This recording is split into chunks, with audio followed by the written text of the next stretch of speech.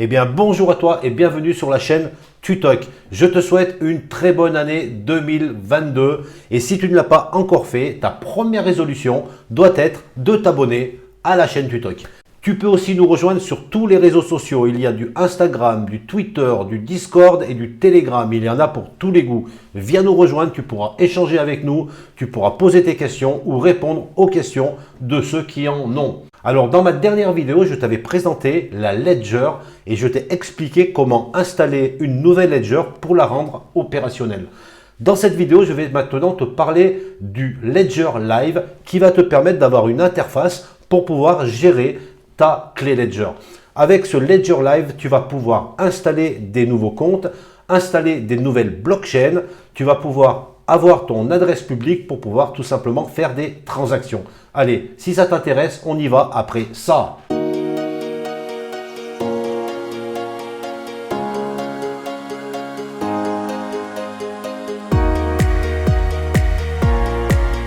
Allez, c'est parti. On va aller directement sur le site officiel de Ledger pour télécharger l'application Ledger Live.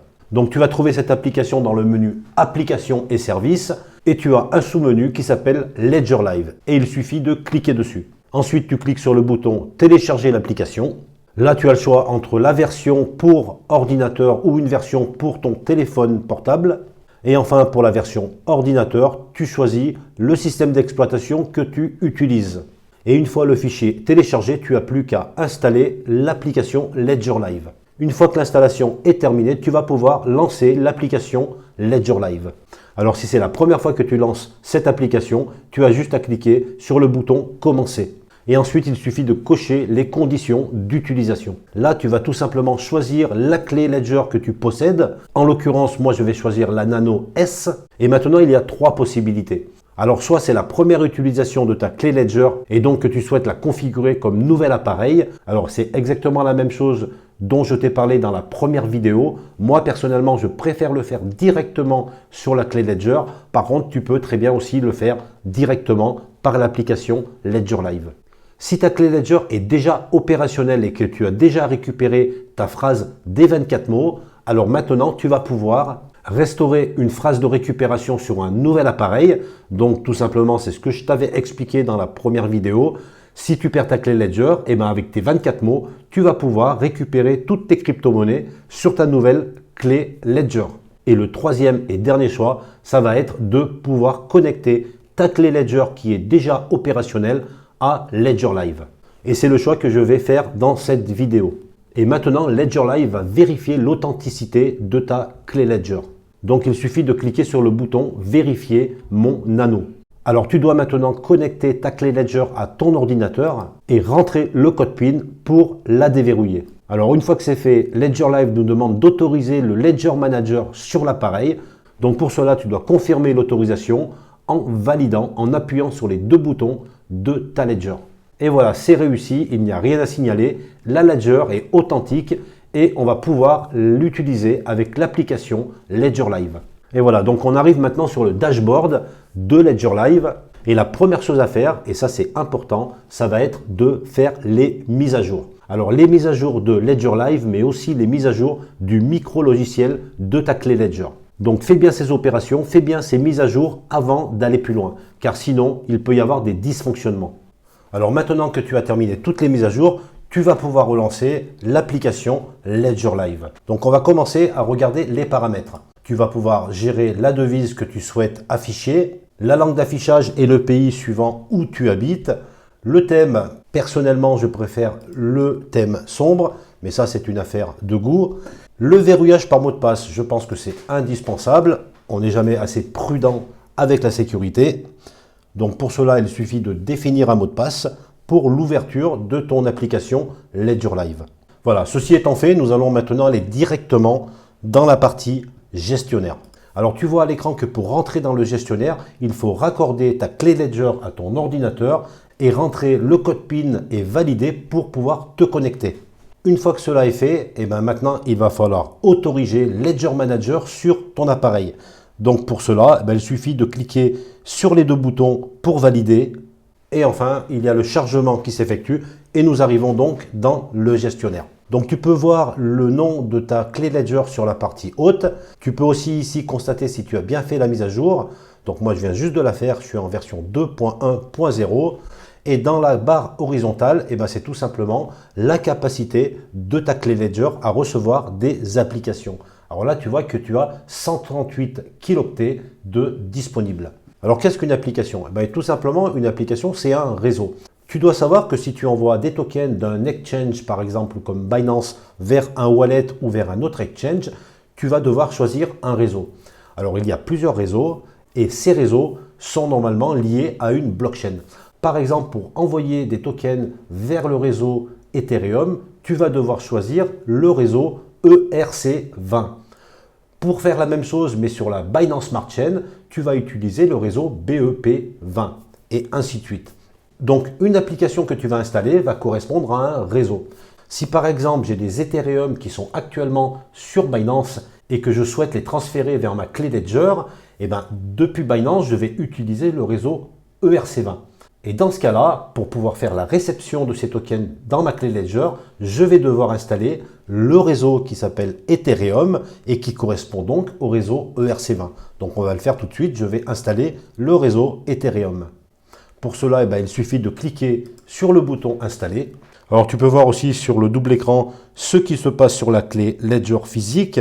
Donc tu peux constater que l'installation est en train aussi de s'installer sur ta clé Ledger physique.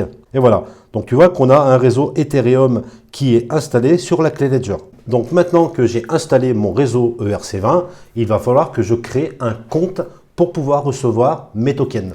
Donc pour créer un compte, il y a deux façons de faire. Soit je vais dans mon portefeuille directement. Donc on voit qu'actuellement je n'ai aucun compte de créer. Pourquoi? Parce que le menu compte actuellement est grisé. Je ne peux pas cliquer dessus. Donc je peux le faire directement d'ici, gérer mes comptes, ou aller directement dans la partie portefeuille. C'est exactement la même chose. Je vais le faire d'ici sur la barre bleue. Je vais cliquer sur le bouton gérer mes comptes. Donc là tout simplement ça va être pour ajouter un compte. Donc il faut toujours que je valide les autorisations sur ma clé Ledger. Il y a une synchronisation qui est en train de se faire entre la Ledger physique et Ledger Live.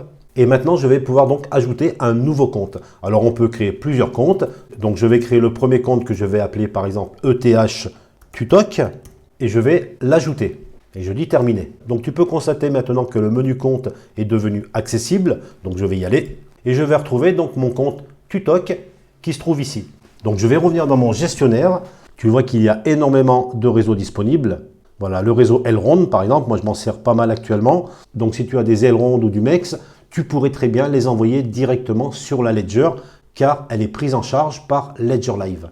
Et ainsi de suite. Donc tu vas pouvoir le réseau Elrond aussi, EGLD.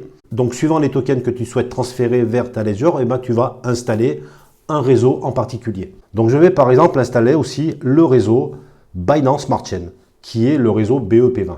Qui se trouve ici, qui est prise en charge aussi par Ledger Live et je vais aussi l'installer. Alors tu peux voir sur ma Ledger que maintenant j'ai deux réseaux, le réseau Binance Smart Chain qui se trouve ici et le réseau Ethereum qu'on vient précédemment d'installer.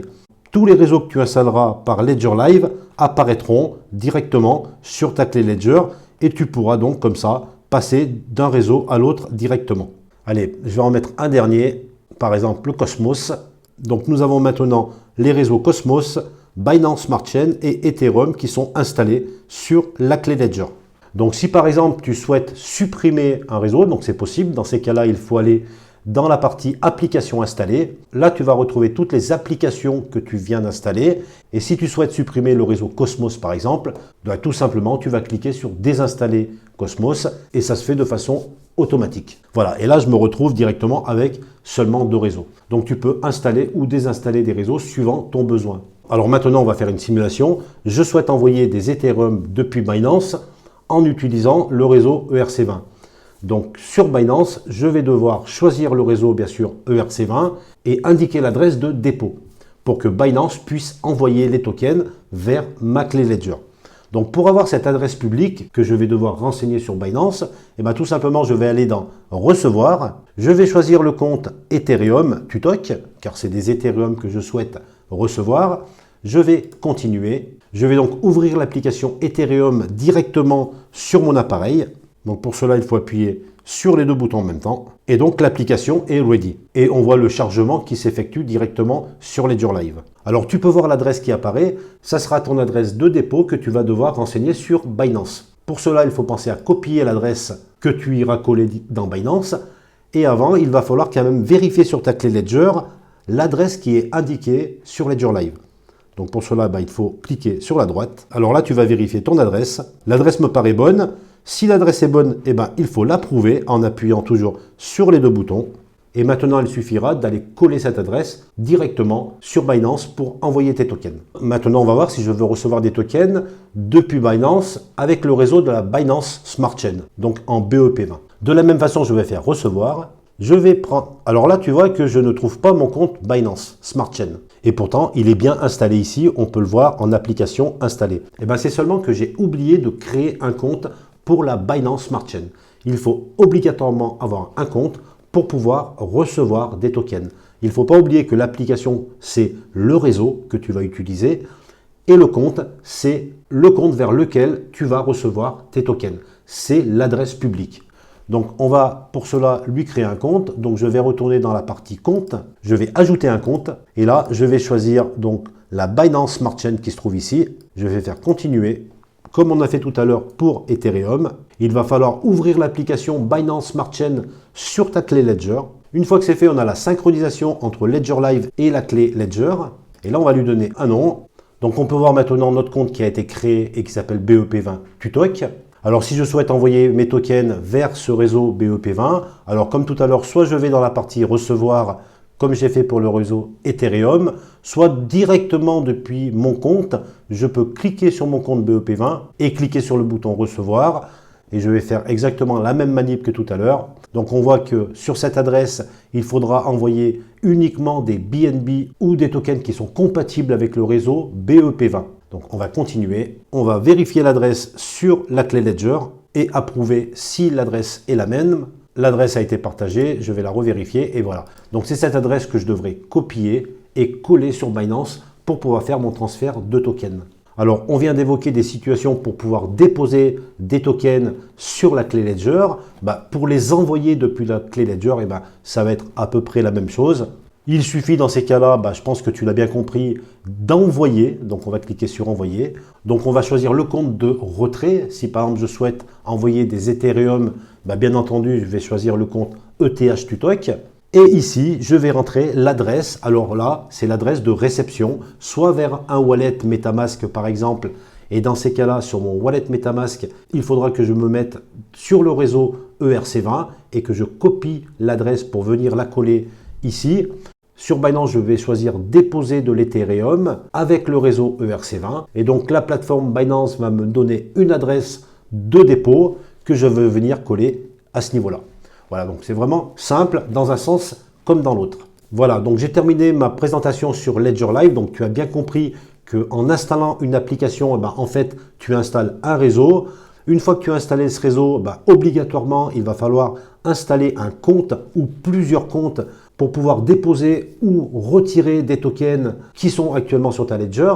Et puis la dernière chose, c'est que tu peux constater qu'il y a certains réseaux qui sont pris en charge par Ledger Live et d'autres qui ne le sont pas. Donc en clair, quand c'est pris en charge par Ledger Live, ça veut dire que tu vas pouvoir faire des transferts directement de ta Ledger vers un autre exchange, sans passer par un intermédiaire. Par contre, si par exemple tu as acheté des tokens Celo qui correspondent à la blockchain Celo, là tu vois que l'application n'est pas prise en charge par le Ledger Live. Ce qui ne veut pas dire que ta Ledger ne va pas pouvoir protéger tes tokens Celo. Alors ceci, c'est une subtilité de Ledger Live, parce que tu vas devoir passer par un wallet externe, comme par exemple MetaMask. Mais ce sujet est assez important pour que je te le présente plus tôt dans une troisième vidéo qui viendra suivre ces deux premières sur la clé Ledger. Donc je t'invite à regarder la prochaine vidéo que je vais faire encore sur cette série Ledger pour savoir comment utiliser ta Ledger pour protéger des tokens qui ne sont pas pris en charge par la Ledger Live. Sur ce, je te dis à très vite pour de nouvelles vidéos.